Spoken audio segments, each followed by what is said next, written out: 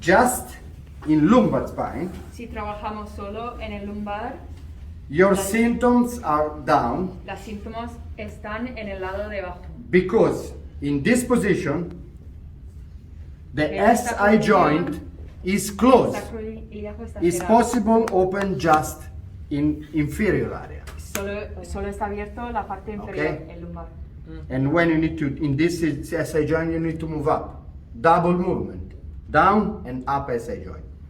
If you want, it's possible working in the same moment in SI joint open and lumbar open. Con el combo, con la combinación, trabajamos en no solo el lumbar, sino también el Why sacroiliaco. this? Because if I work in just in lumbar, this area is closed and this is open. If I open the SI joint, Si abrimos, this area is closed and this area is open. Open and open. So it's possible enter.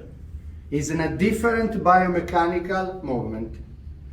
So if you want to work, for example, if you have a problem in right side, you need to execute the lumbar roll with the right side down and the SI joint with the right side up. If you want to execute the combo, right side up, SI joint and lumbar, open and open.